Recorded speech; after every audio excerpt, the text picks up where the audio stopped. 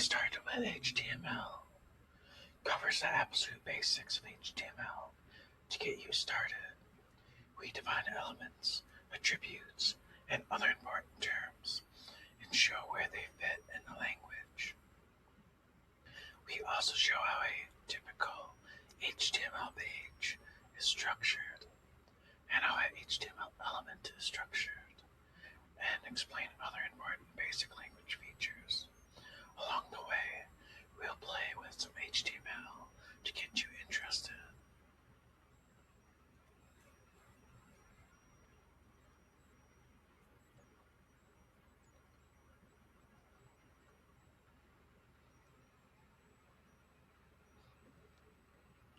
What is HTML? HTML is hypertext markup language. It is not a programming language. It is a markup language used to tell your browser how to structure the web pages you visit. It can be as complicated or as simple as a web developer would choose it to be. HTML consists of a series of elements which you can enclose, wrap, or mark up different parts of the content to make it appear or act a certain way.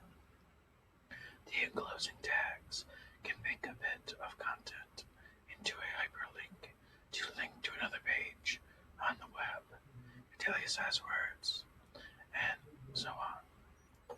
For example, the following line of content: my cat is very grumpy.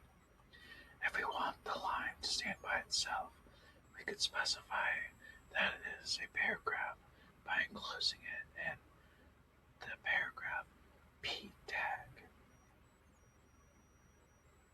Note, tags in HTML are case insensitive, i.e., they can be written uppercase or lowercase. Autonomy of an HTML element. Let's explore a paragraph element a bit further. We got the opening tag, then the content, then the closing tag, and then this whole thing is an element. The main parts of our element: the opening tag. This tag consists of the name of the element, in this case, the letter P, wrapped in opening and closing angle brackets. This states where the element begins or starts to take effect, and in this case, where the start of the paragraph is. The closing tag. This is the same as the opening tag, except that it includes a / before the element name. This states where the element ends, in this case, where the end of the paragraph is. Failing to include a closing tag is a common beginner error and can lead to strange results. The content of the element, which in this case is just text. The element, the opening tag plus the closing tag plus the content equals the element. Active learning, creating your first HTML element. Edit the line below in the input area by wrapping it with the tags EM and EM closed. Put the EM tag before the open to open the element, and the EM with the / after it to close the element. This should give the line italic emphasis. You'll be able to see your changes live in the output area. If you make a mistake, you can always reset it using the reset button. If you get really stuck, press the show solution button to see the answer.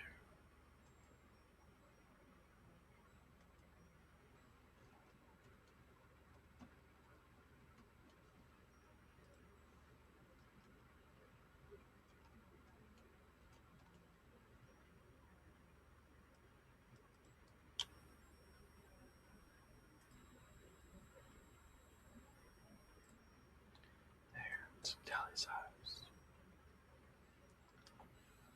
Nesting elements.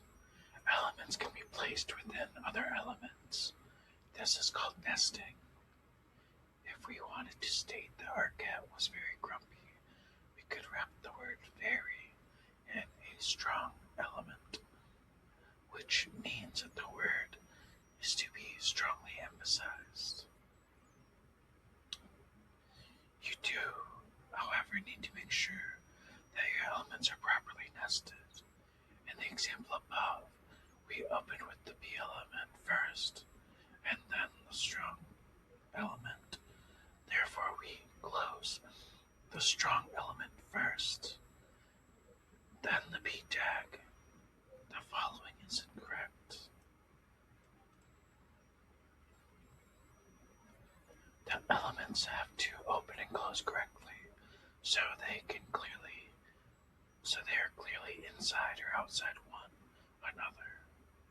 If they overlap like above, then your web browser will try to make a best guess at what you are trying to say, and you may well get unexpected results. So don't do it. Block versus inline elements. There are two important categories of elements in HTML, which you should know.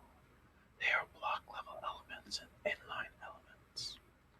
The block level elements form a visible block on a page. They will appear on a new line from whatever content went before it. Any content that goes after it will also appear on a new line. Block level elements tend to be structural elements on the page and represent, for example, paragraphs, lists, navigation menus, footers, and so on. A block level element wouldn't be nested inside an inline element, but it might be nested inside another block level element. Inline elements are those that are contained within block level elements and surround only small parts of the document's content, not entire paragraphs and groupings of content. An inline element will not cause a new line to appear in the document. They would normally appear inside a paragraph tag.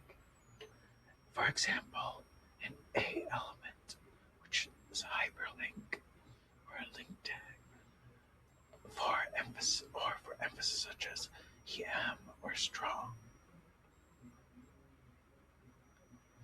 A for anchored element, or the href attribute, creates an hyperlink to web pages, files, email addresses, locations on the same page, or anything else your URL can address. EM tag element stands for marks text that has stress emphasis. The EM element can be nested, with each level of nesting indicating a greater degree of emphasis. The HTML strong importance element, or tag, indicates that its contents have strong importance, seriousness, or urgency. Browsers typically render this content in bold type. Take the following example. M first, closing M second, closing M third, closing paragraph, opening fourth, close paragraph, opening paragraph fifth, close paragraph, opening paragraph, close six closing paragraph. Alright.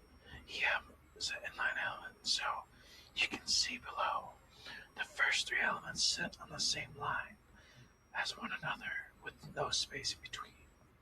On the other hand, P level is a block level element, so each element appears on a line with a space above and below. The spacing is due to cascading style sheets or CSS styling that the browser applies to paragraphs.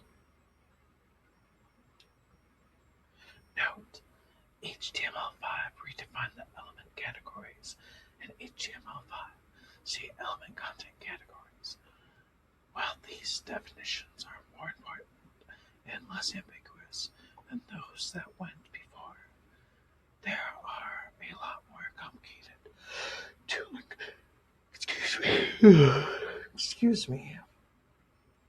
There are a lot more complicated to understand than block and inline, so we will stick to these throughout this topic. Note the terms block and inline are, as used in this topic, should not be confused with the types of cascading style sheet boxes with the same names. While they are correlated by default, changing the CSS display type does not change the category of the element, does not affect which elements in it contained and which element it can be contained in. One of the reasons why HTML5 dropped these terms was to prevent the rather common confusion. Note: you can find useful reference pages that include lists of block and inline elements. See block level elements, inline elements. Empty elements. Not all elements follow the above pattern of opening tag, content, and closing tag. Some elements consist of a single tag, which is usually used to insert and embed something in the document at the place it is included. For example, the img or image tag embeds an image file onto the page in the position that's included. So this code right here, this image tag displayed, will output this following image on your page. Note: empty elements are sometimes called void elements. Attributes. Elements can have attributes which look like this. Attributes contain extra information about the element that you don't want to appear in the actual content. In this case, the class attribute allows you to give the element an identifying name, and then use it later to target the element with the style information and other things. An attribute should have a space between it and the element name, or the previous attribute